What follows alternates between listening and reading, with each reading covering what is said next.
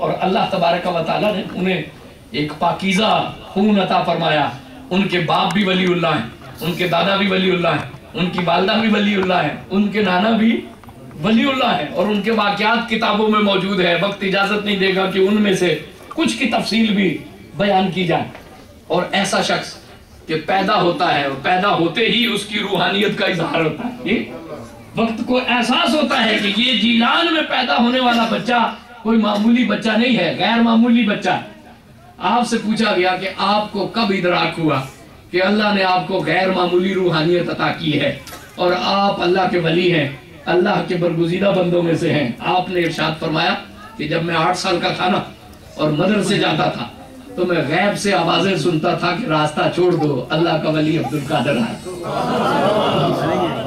فرشتے ندائیں دیتے تھے, کارکنان قضاء و قدر آوازیں دیتے تھے کہ راستہ چھوڑ دو, اللہ کا ولی عبد القادر آ رہا ہے. اور پھر یہ وہاں پہ درس و تدریس کا سلسلہ آغاز ہوا. اب ایک ایسا شخص جس کے باطن میں خون میں ایسی صفائی منتقل ہوئی ہو, خون میں ایسی صفائی منتقل ہو, جب انسان اللہ اللہ کرتا ہے نا تو اللہ اس کے خون میں تاثیر رکھ دیتا ہے, اس کی اولاد میں بھی, اس کے جین میں وہ چیزیں منتقل ہوتی ہیں. کوئی بہت زیادہ غفلت کے پردے نہ پڑ جائے نا اور اولاد کوئی بہت خود سر نہ ہو جائے, ذرا بھی کوشش کرے نا تو وہ جو اندر کا خون ہے نا وہ بولتا ہے. اور رسول اللہ کے خون کی تاثیر تو کبھی بھی ختم نہیں ہوتی, قیامت تک ختم نہیں ہو سکے گی. علماء و عارفین لکھتے ہیں کہ سید اگر تھوڑی سی بھی کوشش کرے نا تو وہ دوسروں سے زیادہ آگے نکل جاتا ہے. کیوں؟ رسول اللہ کا خون اس کی رگوں میں دوڑ رہا ہے نا. اس نے صرف کوشش ہی کرنی, اس نے اصل ٹریک پر آنا ہے, کام تو پہلے سے ہوا ہے جی, اس نے تو چلنا ہی ہے نا. ہاں اگر بدقسمتی سے وہ نہ چلے تو پھر تو قصور اس کا ہے نا, اس خون کی تاثیر کا تو کوئی قصور نہیں ہے. اس لیے جو ہے نا وہ جو حضرات جو اہل نظر ہے نا وہ سیدوں کی قدر کرتے ہیں. انہیں پتا ہے کہ ان کے خون میں رسول اللہ کی تاثیر دوڑ رہی ہے, علی مرتضیٰ کی تاثیر دوڑ رہی ہے, اور یہ تھوڑا سا بھی ان کی توجہ ہو گئی نا تو یہ دوسروں سے آگے چلے جائیں گے. یہ اللہ کی دین ہے, ھذا من فضل ربی, یہ اللہ کی دین ہے نا. تو سیدنا غوث اعظم حسنی ہیں, حسینی ہیں, سارا آباء و اجداد اولیاء پر مشتمل ہے اس وقت تک. اور ابھی تک جب تک یہ سیاسی ذوف نہیں شروع ہوا تھا نا تو سیدوں کو بڑا اپنا خیال بھی رہتا تھا. بغداد میں ایک محکمہ تھا جسے اشراف کا محکمہ کہا جاتا ہے, ترکوں کی حکومت تھا. جو حضور غوث اعظم کے سجادہ نشین ہیں انہیں کہتے تھے نقیب الاشراف, اور وہ سیدوں کے جو خاندان ہیں ان کا خیال رکھتے تھے, رشتہ ناتوں کا خیال رکھتے تھے, تربیت کا خیال رکھتے تھے. رسول اللہ کی نسل کو بڑا خیال تھا کہ وہ رسول اللہ کی نسل سے ہیں, اور انہوں نے اپنا رول ادا کرنا ہے. ان کے کردار میں کوئی ایسا جھول نہ ہو, ان کی شخصیت میں کوئی ایسا داغ نہ لگے کہ ان کی نسل پہ دھبا کوئی لگا سکے. سیدوں نے ہمیشہ اس چیز کا خیال بھی رکھا ہے. اللہ تعالیٰ اس دور میں بھی توفیق عطا فرمائے کہ جو خانوادہ سادات ہیں, جو بزرگوں کی اولاد ہے, یہ اپنی نسلوں کی طہارت اور پاکیزگی کا خیال رکھے.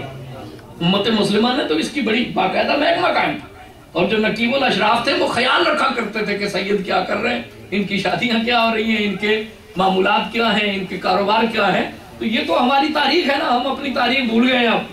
تو سیدنا شیخ عبد القادر جیلانی حسنی حسینی, تو دیکھیں کہ کیا پاکیزہ وجود ہے. کارکنان قضاء و قدر آواز دے رہے ہیں, اور پھر اللہ کی طرف سے ایسے لوگوں کی رہنمائی ہوتی ہے. آپ ان فمان شباب کی منزل پر جب پہنچے تو والد تو وصال کر چکے ہیں, والدہ ضعیف ہیں, اور آپ والدہ کے بڑے صغر سنی کی حالت میں, بعض روایتوں میں آتا ہے کہ 60 سال کی عمر تھی والدہ کی جب آپ تولد ہوئے. اور وہاں پر جو اس زمانے میں صحتوں کا یہ عالم نہیں تھا جو کہ آج عالم ہے, اس عمر میں بھی زچگی کے معاملات ہو جاتے.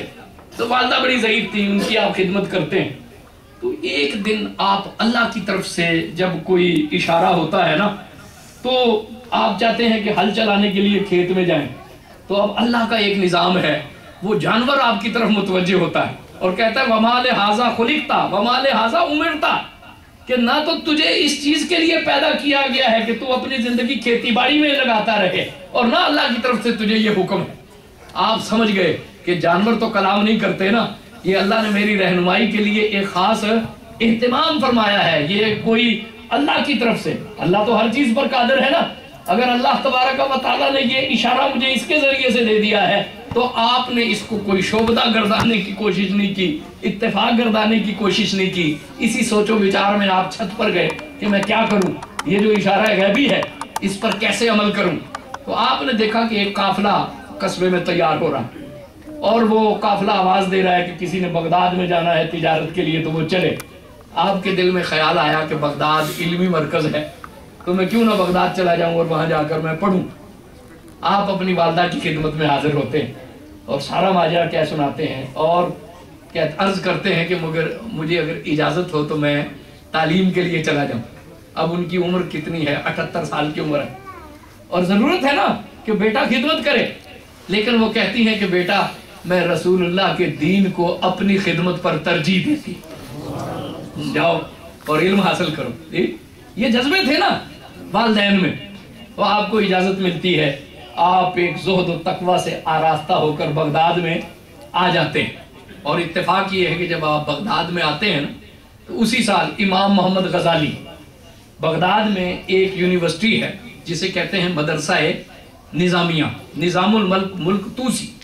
وہ بہت بڑا دانش مند وزیر تھا، سلجوکیوں کا وہ وزیر تھا. سلجوکی سلطنت خود مختار سلطنت تھی اور بغداد کی خلافت کے تابع وہ کام کرتی تھی، لیکن اسی طرح کے بغداد کی خلافت اس وقت بس تبرکن تھی، نام تھا امیر المومنین کا، اصل اختیار تھے سلجوکی حکمرانوں کے پاس.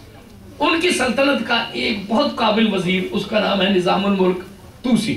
نظام الملک توسی نے بہت بڑے بڑے ادارے مملکت اسلامیہ میں قائم کیے اور ان میں سے ایک مدرسہ نظامیہ اس وقت عالم اسلام کا سب سے بڑا مدرسہ، سب سے بڑی یونیورسٹی جامعہ نظامیہ بغداد میں تھی. اور امام محمد غزالی رحمت اللہ علیہ اس کے وائس چانسلر تھے اس نظامیہ یونیورسٹی کے.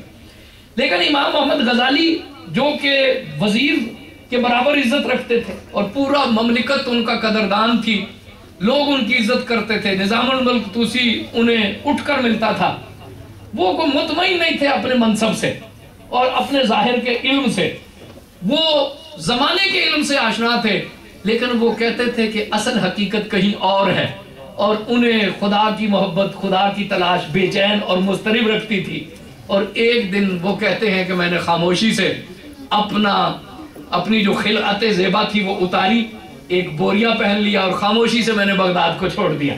جی، اور اتفاق یہ ہے کہ امام غزالی بغداد کو چھوڑ کر جا رہے تھے اور شیخ عبد القادر جیلانی آ رہے تھے.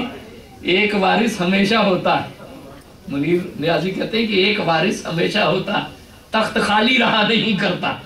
امام غزالی بغداد سے جا رہے ہیں اور سیدنا شیخ عبد القادر جیلانی آ رہے ہیں. اتفاق سے وہی بالکل جو ہے نا وہ 486 کا سن کہ امام غزالی جا رہے ہیں اور سیدنا شیخ عبد القادر جیلانی بغداد میں آ رہے ہیں. پھر 10 سال امام غزالی زہد و مجاہدہ میں رہے، احیاء العلوم انہوں نے تصنیف کی اور پھر جب وہ منظر عام پر آئے تو حجت الاسلام امام محمد غزالی ہو چکے. جی، اور غزالی کا فیضان آج بھی اس امت میں جاری و ساری. تو حضرت سیدنا شیخ عبد القادر جیلانی مدرسہ نظامیہ میں داخل ہوئے اور آپ نے پڑھا.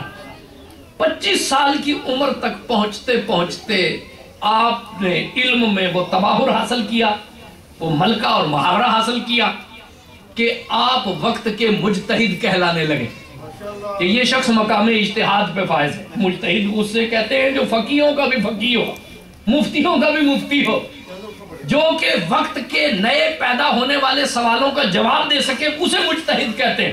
مجتہد اسے نہیں کہتے جو نیا دین تشکیل دے، بلکہ مجتہد اسے کہتے ہیں جو وقت کے نئے سوالوں کا جواب دے سکے قرآن اور حدیث کی. تو 25 سال کی عمر میں آپ کو لوگوں نے کہا کہ اس زمانے میں اگر کوئی مجتہد ہے تو وہ عبد القادر جیلانی. اور یہ کوئی معمولی بات نہیں تھی. وہ زمانہ جو امام غزالی کا زمانہ ہے، وہ زمانہ جو محدثین کا زمانہ ہے، وہ زمانہ جو جلیل القدر فقیہوں کا زمانہ ہے، اس زمانے میں بغداد کی نظامیہ یونیورسٹی میں پڑھنا اور علم حاصل کرتے ہی اتنا مشہور ہو جانا کہ زمانے کا مجتہد اگر کوئی ہے تو وہ سیدنا شیخ عبد القادر جیلانی ہے. یہ کوئی معمولی معاملہ نہیں ہے. تو یہ صوفیاء کرام جاہل نہیں ہوتے. یہ بات میں نے اس لیے بطور خاص کی کہ جسے ہم غوث اعظم کہتے ہیں نا، وہ 25 سال کی عمر میں وقت کا مجتہد